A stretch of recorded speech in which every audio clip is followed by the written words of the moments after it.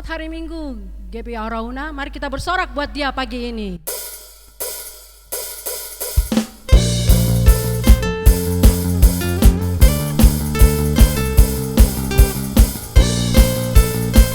Katakan buat dia.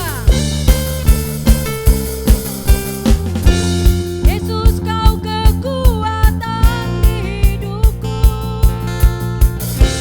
Takkan gentar langkahku. Kau angkat tanganku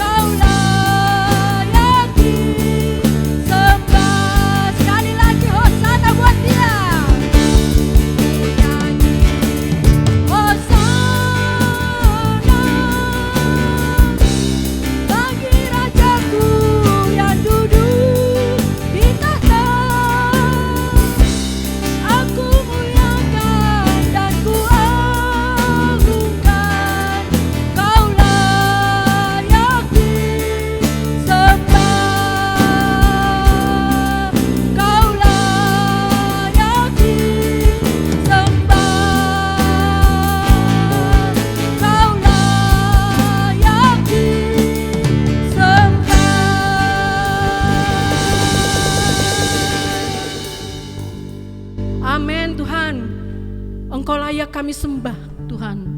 Kami percaya hosana buat Engkau ya Bapa. Setiap lutut akan bertelut, setiap lidah akan mengaku Engkaulah Tuhan dan Raja kami ya Bapa. Engkau patut kami sembah ya Bapa, karena Engkau yang membawa kami ya Bapa sampai saat ini ya Bapa.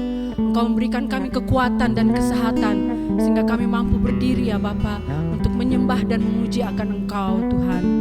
Kami berdoa buat hamba-Mu yang akan membawakan firman-Mu ya Bapa. Engkau berkati dia secara luar biasa ya Bapa.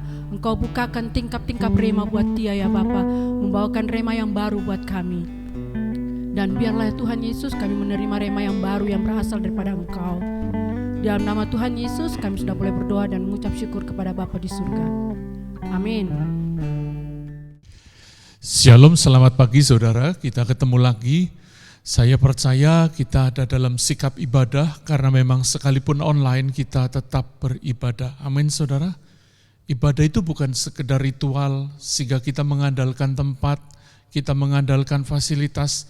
Ibadah adalah spiritual, manusia rohani kita yang kita persembahkan kepada Tuhan. Bulan ini kita mengambil topik bahwa orang-orang yang percaya kepada Tuhan seperti gunung Sion yang tidak akan goyang. 2 minggu ini kita mendengarkan khotbah dan ya saya cukup surprise minggu lalu, istri saya menyampaikan penekanan-penekanan yang sama, padahal kami tidak diskusi, saudara. Artinya ada sesuatu yang Tuhan sedang sampaikan buat gereja kita, bahwa kita perlu membangun iman.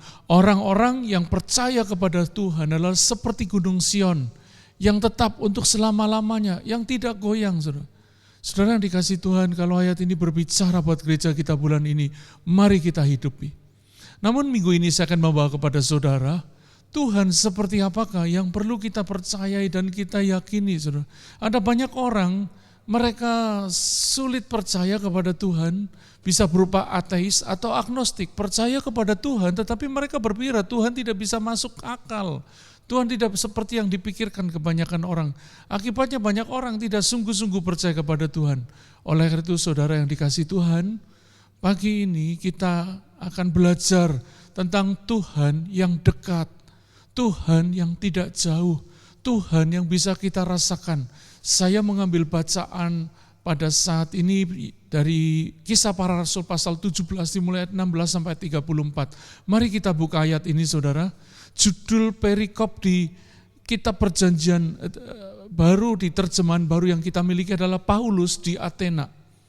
Kisah 17 ayat 16 sampai 34 dikatakan, sementara Paulus menantikan mereka di Athena, sangat sedih hatinya karena ia melihat bahwa kota itu penuh dengan patung-patung berhala.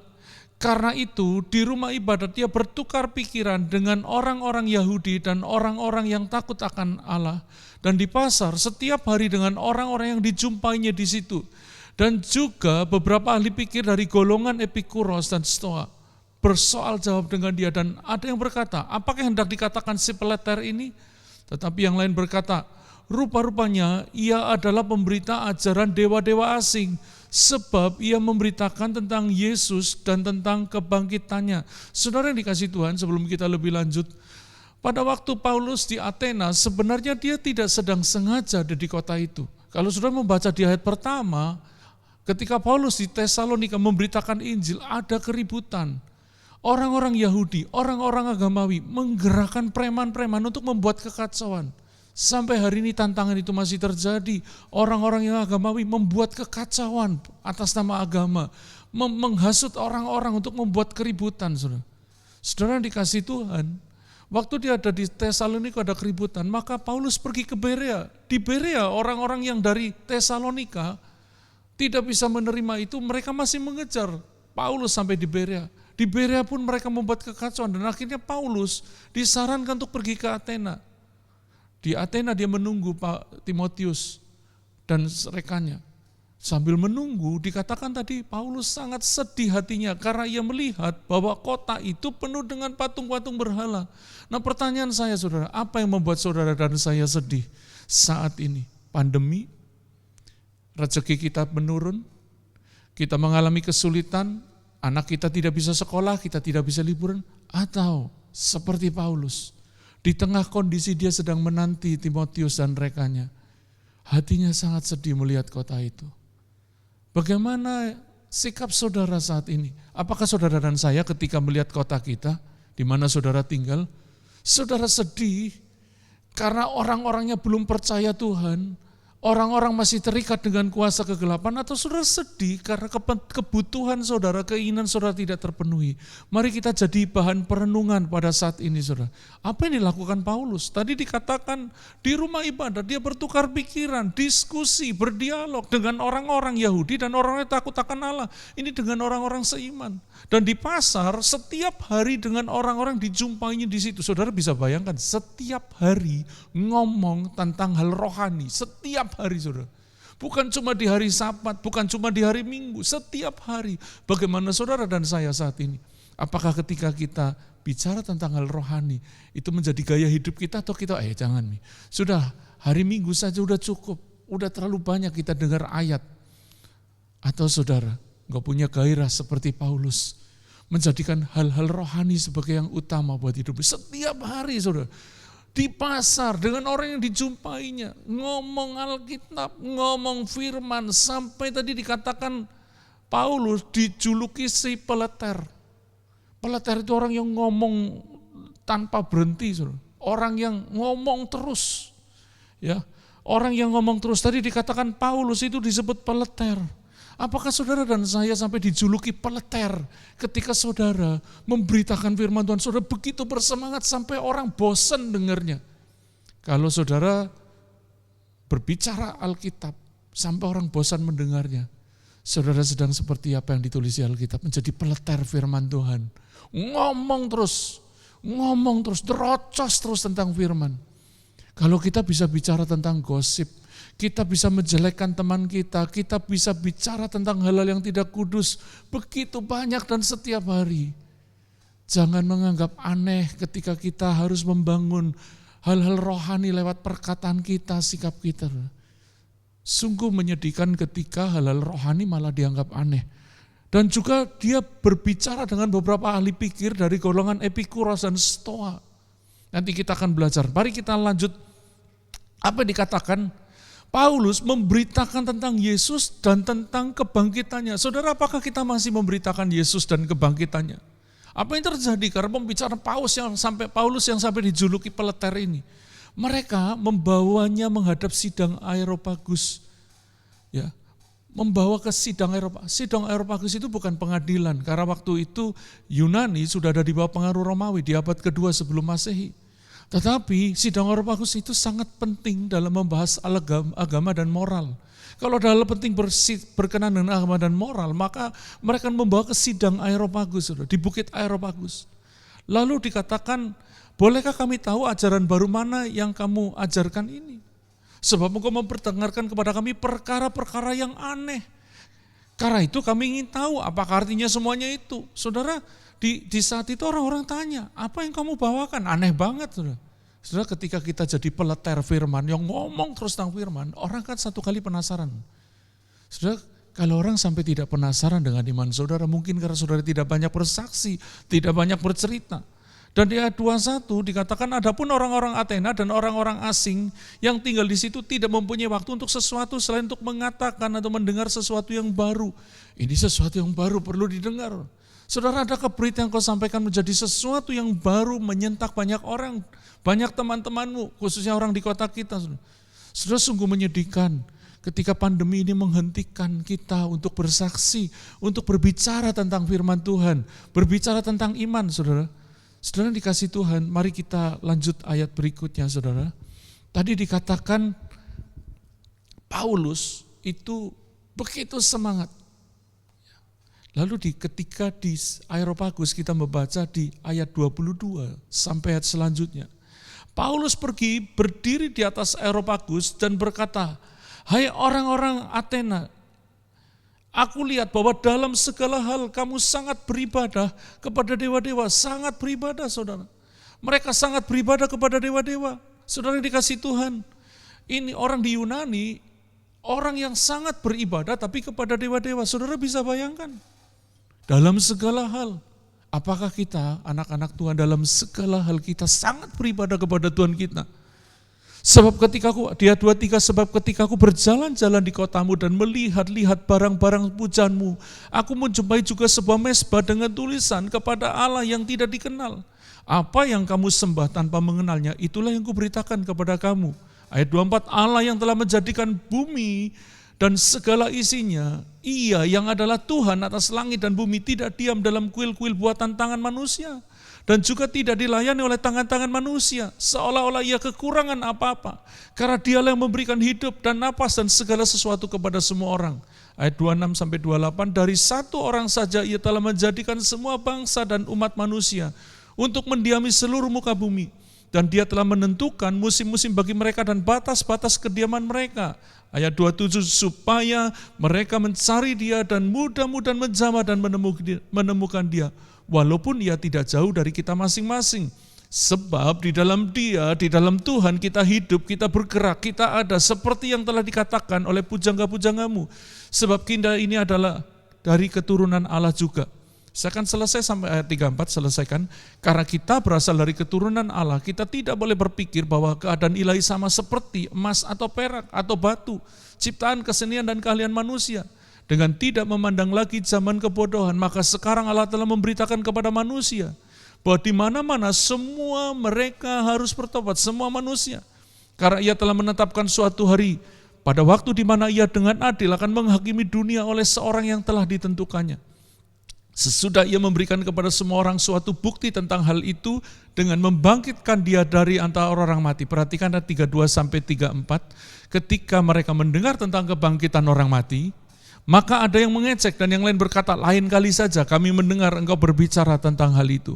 Lalu Paulus pergi meninggalkan mereka. Ada sebagian orang tidak tertarik dengan hidup kekal, tidak tertarik dengan adanya hari penghakiman. Dia 34, saudara. Tetapi beberapa orang laki-laki menggabungkan diri dengan dia dan menjadi percaya. Di antaranya juga Dionysius, anggota majelis Areopagus, dan seorang perempuan bernama Damaris, dan juga orang-orang lain yang bersama-sama dengan mereka. Saudara, jangan fokus kepada orang yang mengeraskan hati, tidak mau dengar Injil, tidak mau dengar firman. Saya percaya itu yang membuat kami tetap semangat. Di antara orang-orang yang mendengar, orang yang mendengarkan firman Tuhan yang kami sampaikan, pasti ada 1-2 minimal yang mendengarkan firman, menerimanya dan menjadikan itu sebagai pegangan hidupnya. Kami tidak fokus kepada orang-orang mencemooh, orang-orang fasik, orang-orang yang tidak takut Tuhan. Saudara yang dikasih Tuhan, di dalam pembacaan ini kita tadi melihat bahwa Paulus di rumah ibadat dengan orang-orang di pasar, bahkan dengan golongan Epikuros dan Stoa. Siapa itu golongan Epikuros dan Stoa? Saudara, saya memberikan gambar di situ yang saya ambil dari internet. Saudara, golongan Epikuros didirikan oleh Epikuros kira-kira di 300 tahun sebelum Masehi. Saudara. Di antara 350 tahun sebelum Masehi, ya, orang-orang golongan ini percaya bahwa dewa memang ada, tapi mereka tidak peduli, tidak mempedulikan kesejahteraan manusia. Dan menurut mereka, menurut golongan Epikuros, tujuan utama hidup ialah mencari kenikmatan yang harus dicari dalam kehidupan yang riang gembira, bebas dari penyakit, kesulitan, ketakutan. Khususnya ketakutan akan maut, saudara. Dan mereka punya moto begini, nikmati hidup sekarang ini. Karena mereka tidak percaya adanya kebangkitan, mereka percaya ada dewa-dewa, tapi tidak percaya ada Tuhan yang menciptakan.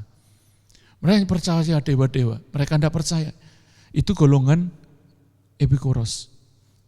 Hedonisme menjadi gaya hidup mereka, karena tujuan utama mereka adalah menikmati hidup.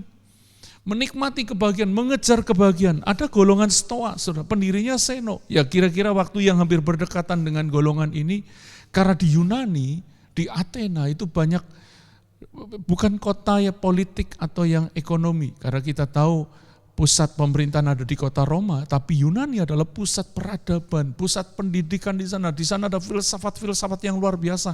Itu sebabnya satu kali Paulus berkata, orang Yahudi mencari tanda, orang Yunani mencari hikmat. Mereka ahli-ahli filsuf. Saudara, kita sedang menghadapi kondisi zaman seperti itu.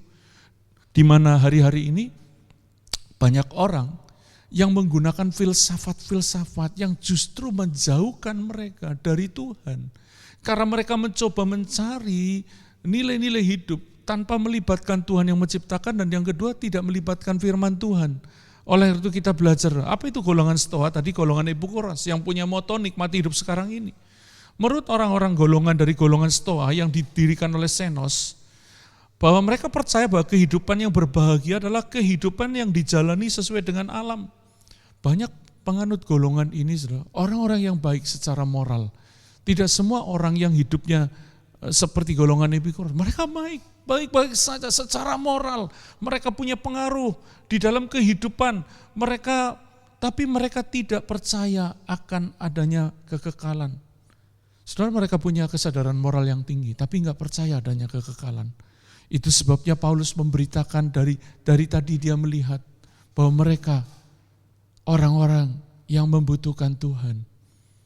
Saudara dikasih Tuhan, di kota Athena ada begitu banyak berhala, orang yang percaya kepada dewa-dewa. Saudara, kita akan lanjut. Apakah gairah yang kita kepada Kristus seperti yang dimiliki Paulus sampai dia dicap sebagai peletar, bahkan dimanapun Paulus berada, itu menggetarkan banyak orang, saudara. Baik dari sisi baik atau maupun buruk. Di Tesalonika, pengaruh Paulus begitu besar sampai orang-orang yang merasa tidak aman, mereka menggerakkan preman-preman. Saudara yang dikasih Tuhan, bicara kerajaan surga, bicara pengaruh. Mungkin gereja kita masih kecil, tapi kalau kita punya pengaruh, itu jauh lebih penting dari sekedar kita kumpulan orang banyak tapi tidak punya pengaruh apa-apa. Saudara, dari ayat tadi, kita belajar satu hal, Paulus begitu bersemangat dalam memberitakan Injil. Ada banyak orang yang belum kenal Tuhan, ada banyak orang yang terjebak kepada filsafat dunia, sehingga mereka jauh dari keselamatan. Apakah kita punya semangat untuk membawa teman kita kepada Tuhan? Saya memberi judul tadi, Tuhan yang dekat. Ini yang saya akan masuk di bagian ini. Mari kita kembali kepada Kisah 17 ayat 26 sampai 28a. Tadi dikatakan, dari satu orang saja ia telah menjadikan semua bangsa dan umat manusia untuk mendiami seluruh muka bumi, dan dia telah menentukan musim-musim bagi mereka dan batas-batas kediaman mereka, supaya mereka mencari dia dan mudah menjamah dan menemukan dia walaupun ia tidak jauh dari kita masing-masing. Sebab di dalam dia kita hidup, kita bergerak, dan kita ada. Saudara yang dikasih Tuhan, mari perhatikan ayat tadi. Dari satu orang saja, artinya dari Adam saja, Tuhan telah menjadikan semua bangsa dan umat manusia. Jadi tidak ada istilah keturunan monyet, tidak ada. Tidak ada keturunan di luar Adam. Karena Adam manusia pertama dan Hawa manusia pertama yang diciptakan oleh Tuhan. Dan selanjutnya penciptaan itu dikerjakan melalui kelahiran, saudara. Saudara dikasih Tuhan, tadi dikatakan dari satu orang saja. Untuk Tuhan telah menjadikan semua bangsa dan umat manusia untuk mendiami seluruh muka bumi. Dan dia telah menentukan musim-musim bagi mereka dan batas-batas kediaman mereka.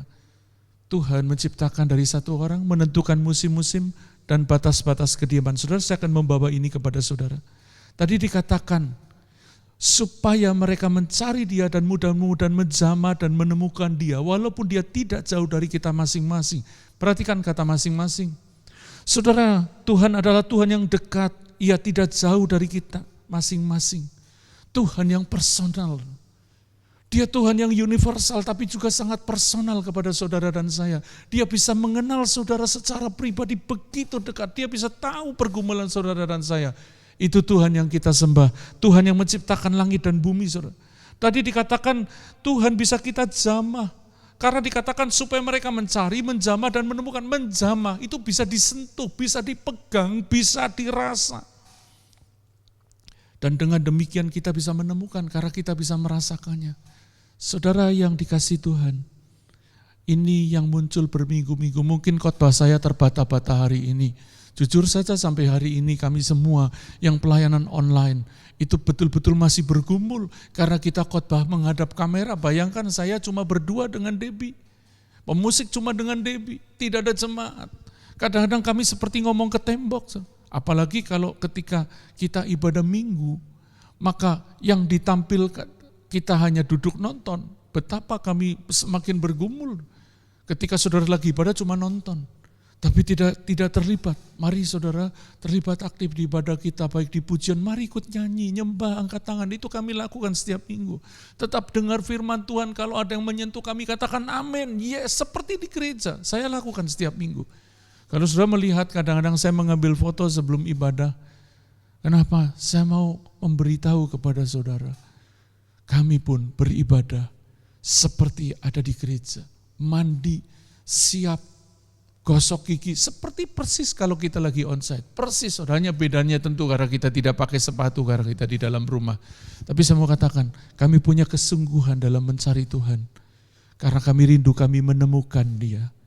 Dan ketika saya lagi jalan pagi beberapa minggu ini, saya ingat ayat ini, Tuhan, biar umat-Mu merasakan Engkau, mengalami perjumpaan dengan Engkau dan menemukan Engkau. Mari kita lanjut. Tadi dikatakan Tuhan adalah Tuhan yang personal, bisa kita rasa. Tuhan itu ada, saudara. Tuhan itu nyata. Namun bagaimana kita bisa menjamah, menemukan Dia kalau kita tidak pernah mencari Dia? Makanya tadi dikata supaya mereka mencari, menjamah dan menemukan. Saudara yang dikasihi Tuhan, supaya mereka mencari, menjamah dan menemukan. Dimulai dari mencari. Lah kalau saudara dan saya tidak mencari Tuhan, bagaimana kita bisa menjamah Tuhan? Bagaimana kita bisa menemukan Dia? Lewat merasakan Tuhan. Maka kita bisa menemukan Tuhan. Tapi dimulai dari mencari. Saudara yang dikasihi Tuhan, saya ingat ada keponakan saya sering ke tempat saya. Dia berkata kepada saya, ayo Kujang, ayo Om gitu kalau bahasa umum. Kita play hide and seek. Sembunyi dan cari. Oke, siapa yang cari? Kadang-kadang gantian, saya yang mencari. Kami mencari, ketika ketemu anak itu begitu senang, iya, wih ketemu kamu gitu, senang. Itulah sukacita dari mencari, saudara. Demikian juga ketika Tuhan mencari kita dan kemudian kita menemukan Dia karena kita mencari, menjamah dan menemukannya, maka akan ada sukacita. Perhatikan ini saudara, ini quote yang saya tulis, kita tidak akan mencari apa yang kita anggap tidak ada. Kenapa orang tidak cari Tuhan? Kenapa orang tidak beribadah? Kenapa di ibadah online mereka tidak ibadah? Kenapa mereka ke gerejanya hanya kalau kelihatan orang? Karena mereka menganggap, tanpa disadari menganggap Tuhan itu enggak ada. Tentu kita tidak akan mencari apa yang kita anggap tidak ada. Kita tidak akan mencari apa yang kita anggap tidak penting. Kenapa ada orang tidak beribadah? Karena Tuhan tidak penting buat hidupnya. Kita tidak akan mencari apa yang kita anggap tidak hilang. Ada banyak orang tidak merasa kehilangan Tuhannya, sehingga mereka tidak perlu mencari. Kita tidak akan mencari yang kita tidak anggap hilang. Para pencari adalah mereka yang selalu merasa kehilangan saat itu tidak ada. Saudara, beberapa jemaat kita, termasuk saya, cerita, kalau Tuhan gak ngomong, gak ada firman rema, kayaknya hidup kita kosong banget, gak denger suara Tuhan. Salah satu yang membuat saya sangat stresnya sangat dalam adalah ketika tidak dapat firman rema. Baca Alkitab enggak ngerti ayatnya biasa, tapi ketika Tuhan bicara lewat khotbah, Tuhan bicara lewat firman Tuhan, maka roh saya dibangun kembali. Kenapa? Karena saya selalu merasa kehilangan. Karena saya merasa membutuhkan Tuhan setiap waktu. Karena saya menganggap Tuhan itu penting dibanding semuanya. Saudara yang dikasihi Tuhan, apakah saudara dan saya menganggap itu Tuhan itu penting? Dan waktu engkau kehilangan hadiratnya, engkau begitu bergumul, Tuhan, jangan lewatkan saya, jangan lalui saya. Saya perlu engkau. Saya ingat Musa, waktu satu kali Tuhan perlihatkan kemuliaan-Mu, perlihatkan wajah-Mu. Tuhan ngomong, Musa, tidak ada seorang pun yang bisa memandang wajahku dan tetap hidup. Musa enggak peduli. Sampai Tuhan akhirnya, oke Tuhan, begini Musa. Saya akan tunjukkan kegemilanganku dari belakang. Nanti saya akan tutupi mukamu. Musa enggak peduli, mau mati di hadapan Tuhan, yang penting dia ketemu Tuhan. Ada banyak orang lebih rela mati untuk hal-hal yang materi dibanding hal rohani. Musa enggak peduli, Tuhan biar aku mati asal aku memandang Tuhan. Apakah kita punya gairah seperti itu, saudara? Karena kita rindu Tuhan lebih dari apapun. Kita mencari Tuhan lebih dari apapun. Tadi dikatakan ada kata mencari, menjamah, menemukan. Ini sebuah proses. Kalau saudara rindu mengalami hadirat Tuhan, mengalami perjumpaan ilahi, engkau perlu mencari Dia dengan segenap hati. Alkitab berkata, carilah Tuhan, maka kamu akan hidup. Carilah Tuhan selagi Ia berkenan ditemui. Saudara jangan berpikir ketika kita bisa beribadah, oh itu Tuhan yang butuh saya. Salah saudara. Kita yang butuh Tuhan dan Tuhan lagi mau ditemui. Oleh karena itu sepanjang saudara masih diberi kesempatan beribadah, jangan tinggalkan. Dan dikatakan menjamah, merasa, meraba, Tuhan itu bisa disentuh. Tuhan itu nyata. Allah itu roh, tapi bukan berarti roh tidak nyata. Sama seperti saudara. Merasakan tiupan angin, angin tidak kelihatan. Tapi ketika angin itu datang, hadir, kita bisa tahu itu ada angin. Demikian pula Tuhan yang adalah roh, engkau bisa merasakan. Engkau bisa mengalami Tuhan. Sehingga kau bisa menemukan Dia, saudara. Karena dikatakan sebab di dalam Dia, di dalam Tuhan kita hidup, kita bergerak, kita ada. Saudara yang dikasih Tuhan mau percaya atau Tuhan atau tidak, saudara mau takut Tuhan atau tidak, saudara mau saleh atau tidak, saudara beribadah atau tidak, maka kita semua ada di dalam Tuhan. Kecuali ada dimensi lain di luar jangkauannya Tuhan. Saya rasa tidak ada, karena Tuhan adalah penguasa langit dan bumi, pencipta alam semesta, dan tidak ada alam lain, tidak ada surga yang lain. Yang ada adalah Tuhan satu-satunya yang layak disembah. Oleh karena itu saudara, jangan keraskan hati, karena kita tidak pernah bisa lari. Itu sebabnya Daud pernah berkata, kemanakah aku dapat pergi, menjauhi roh-Mu Tuhan. Ku berlari mendaki ke langit, namun Engkau ada di sana. Saudara, itu salah satu pujian yang diambil dari Mazmur. Aku terbang dengan sayap fajar, diam di ujung bumi, namun tangan-Mu mengangkatku selalu, bawaku dekat padamu. Itu Tuhan kita saudara. Tuhan yang tidak bisa kita jauhi. Tuhan yang ada, Tuhan yang nyata. Karena di dalam Dia kita hidup, kita bergerak. Dan kita ada itu yang seperti yang dikatakan Tuhan. Tadi ada kata batas-batas. Ya, musim-musim dan batas-batas.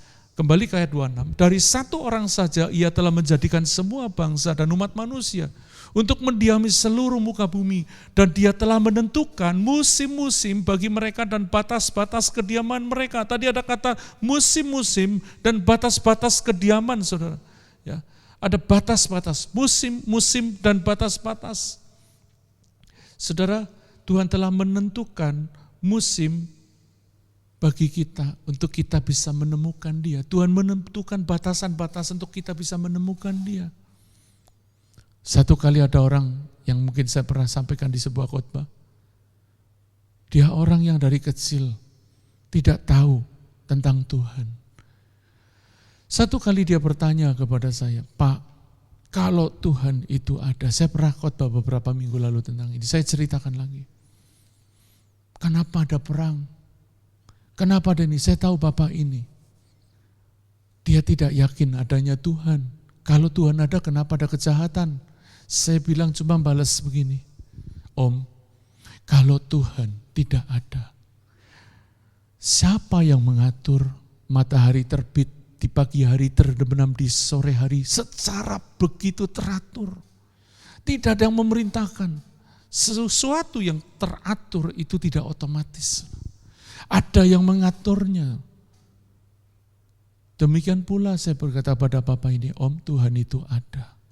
Tuhan tidak kelihatan, tapi Tuhan itu nyata. Sama seperti udara yang kita hirup. Kita bisa merasakannya, kita bisa mengalaminya, walaupun tidak kelihatan. Kami terus mendampingi beliau di masa-masa sulit bersama istri saya. Satu kali istri saya sempat membimbing beliau untuk terima Yesus. Sebelum beberapa saat kemudian Tuhan memanggilnya. Karena memang beliau kena penyakit yang tidak terobati. Tapi jiwanya diselamatkan. Demikian pula saudara, Tuhan itu nyata, Tuhan itu ada.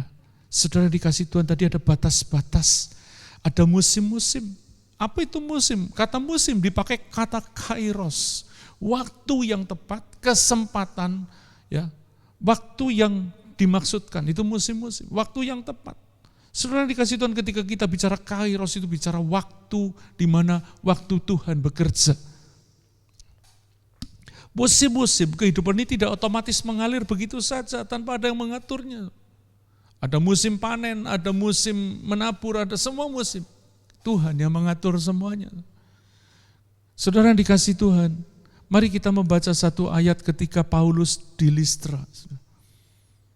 Banyak orang berkata Tuhan itu tidak ada, Tuhan itu tidak nyata. Dan seringkali kenapa Tuhan membiarkan sebuah kejahatan terjadi? Mari kita lihat di dalam Kisah pasal 14. Dalam zaman yang lampau, ayat 16, Kisah 14 ayat 16, dalam zaman yang lampau Allah membiarkan semua bangsa menuruti jalannya masing-masing.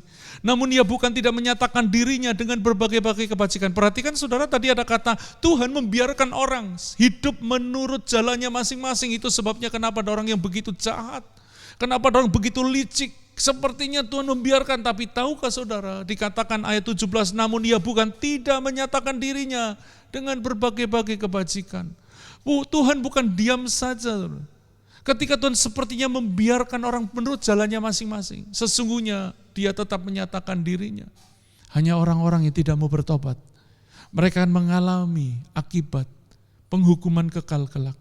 Karena dikatakan Tuhan menyatakan dirinya dengan berbagai-bagai kebajikan, yaitu dengan menurunkan hujan dari langit dan dengan memberikan musim-musim subur bagi kamu, yang memuaskan hatimu dengan makanan dan kegembiraan. Ada banyak orang ketika lagi musim sulit seperti hari ini, mereka begitu banyak komplain, mengeluh.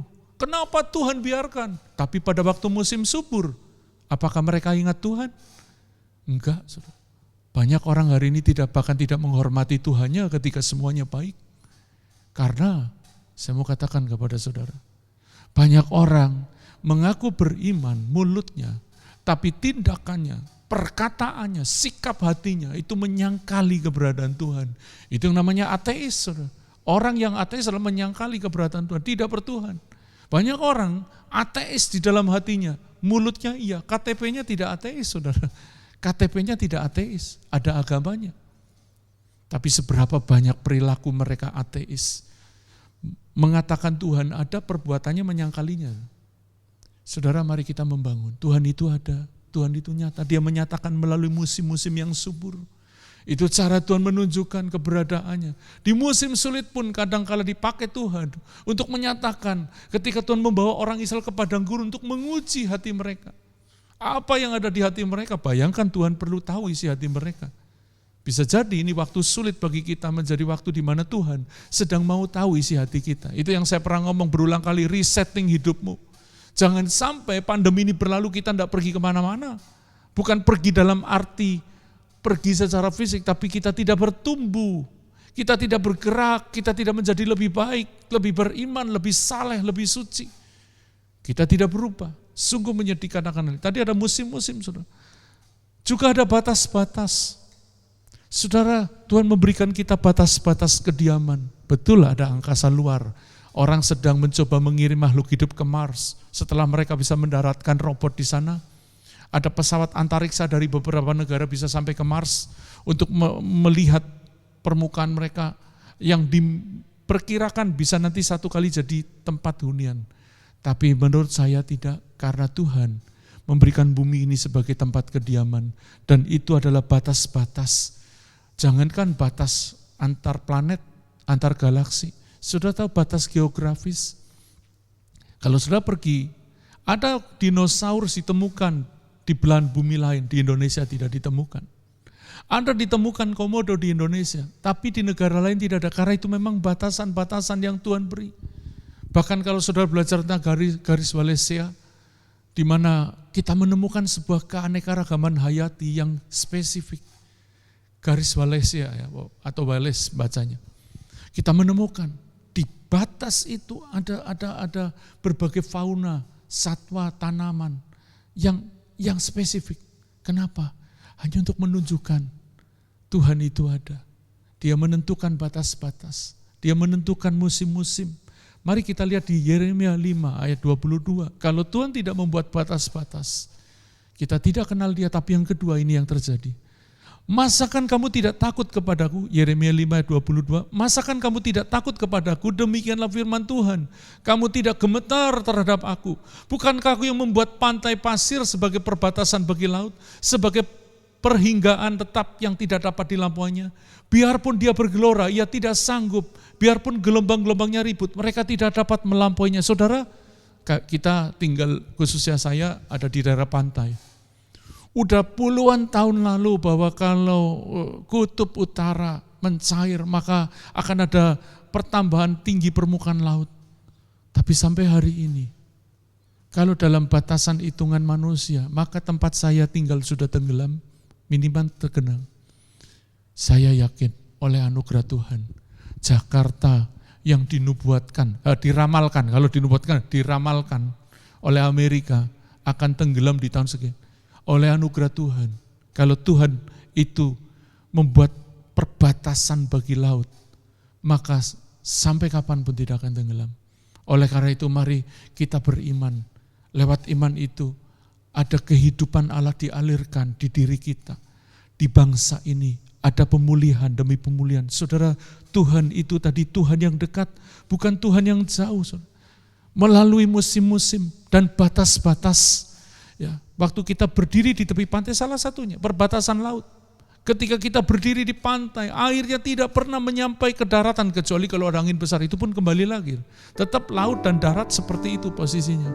Itu menunjukkan Tuhan sedang menyatakan dirinya kepada kita. Ya. Mari kita ke Kisah 17 ayat 28 tadi, saudara. Tuhan adalah Tuhan yang dekat, bukan Tuhan yang jauh. Tuhan mau kita mencari Dia, menjamah Dia, dan menemukan Dia. Baca kembali Kisah 17 ayat 26-28a. Dari satu orang saja, Ia telah menjadikan semua bangsa dan umat manusia untuk mendiami seluruh muka bumi, dan Dia telah menentukan musim-musim bagi mereka dan batas-batas kediaman mereka, supaya, perhatikan ayat 27, mereka mencari Dia dan mudah-mudahan menjamah dan menemukan Dia, walaupun Ia tidak jauh dari kita masing-masing. Saudara, Tuhan tidak jauh dari hidupmu. Tuhan tidak pernah tinggal dalam hidup saudara dan saya, tapi seringkali kita tidak mencari Dia. Akibatnya kita tidak pernah menjamah dan menemukan Dia.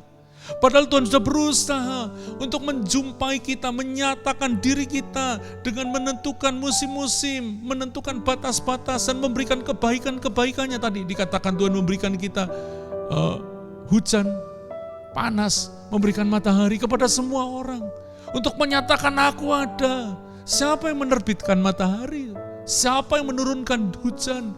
Kalau sudah berpikir tidak ada yang itu semua otomatis. Sesuatu yang kelihatan pasti ada penciptanya, saudara. Dan bukan hanya yang kelihatan ada penciptanya, Sang Pencipta itu menyatakan dirinya. Tapi seringkali kita yang tutup mata, kita tutup hati kita. Kita tidak peduli karena yang kita kejar bukan Tuhan. Kita tidak pernah merasa membutuhkan Tuhan. Saat ini bagi engkau yang sedang membutuhkan Tuhan, Tuhan sedang berdiri di muka pintu dan mengetuk. Alkitab berkata, barang siapa mendengarkan suaranya, dia akan masuk, mendapatkan Dia, makan bersama-sama dengan Dia, dan Dia bersama-sama dengan Tuhan. Bukan cuma itu, Tuhan yang sama, yang telah jadi manusia, membayar dosa saudara dan saya, yaitu Tuhan Yesus, pencipta langit dan bumi, mati buat saudara dan saya, agar kita mengalami keselamatan dan hidup yang kekal. Maukah saudara membuka hati kepada Tuhan yang dekat, Tuhan yang tidak jauh? Kalau engkau sedang merindukan Tuhan, di akhir sharing ini dan akhir ibadah ini, mari kita berdoa. Tuhan, kami sudah mendengar firman Tuhan, bahwa Tuhan adalah Tuhan yang dekat. Tuhan tidak jauh dari kami masing-masing. Tuhan mau kami mencari, menjamah, merasakan, mengalami, dan kemudian kami menemukan Tuhan.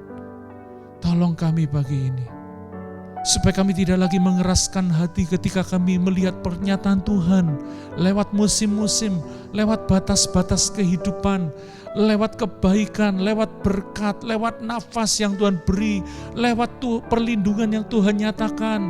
Berapa kali kami menghadapi bahaya, menghadapi maut, tapi kami tidak celaka. Itu bukti bahwa Tuhan sedang menyatakan diri. Oleh karena itu pada saat ini Tuhan, biar setiap kami mencari Engkau, menjamah Engkau dan menemukan Engkau. Kalau ada di antara umat-Mu atau mereka sedang ikut ibadah online ini, mereka sedang membutuhkan Tuhan. Sentuh hati mereka Tuhan. Biar mereka merasakan Tuhan yang nyata pagi ini. Hadirat-Mu bekerja. Kami berdoa kalau ada di antara mereka yang sedang sakit, Tuhan sembuhkan dengan ajaib. Karena kami percaya nama Yesus masih berkuasa. Mereka sedang membutuhkan kesembuhan ilahi. Kami berada di dalam nama Yesus. Kesembuhan ilahi terjadi. Mereka membutuhkan pertolongan Tuhan. Kekuatan baru. Kekuatan baru itu tercurah seperti pada burung Raja Wali Tuhan. Kekuatan yang membuat dia bisa terbang tinggi dinyatakan kepada umat-Mu. Terbang tinggi di tengah badai. Kami bisa semakin kuat bersama Tuhan di tengah pergumulan, persoalan, di tengah pandemi ini. Di akhir ibadah ini kami terus bersyafaat. Terima kasih buat semakin turunnya kasus pandemi COVID ini. Kami terus berdoa supaya COVID ini tidak lagi berkuasa di bangsa ini, di kota kami. Virus ini tidak menjadi virus mematikan, tapi tidak punya pengaruh yang buruk. Dalam nama Yesus, sembuhkan mereka yang masih terkena virus, yang sedang terbaring sakit. Kesembuhan ilahi terjadi. Terima kasih Tuhan. Kami mau menutup ibadah pada saat ini. Mari arahkan hati saudara dan terima berkat Tuhan. Tuhan memberkati engkau dan melindungi engkau. Tuhan menyinari engkau dengan wajahnya dan memberi engkau kasih karunia. Tuhan menghadapkan wajahnya kepadamu dan memberi engkau damai sejahteranya. Kiranya Tuhan yang dekat itu bisa saudara jamah, saudara temukan pagi ini, hari ini, dan seterusnya. Di dalam nama Tuhan Yesus, berkat Tuhan tercurah. Yang percaya katakan, amin. Tuhan memberkati.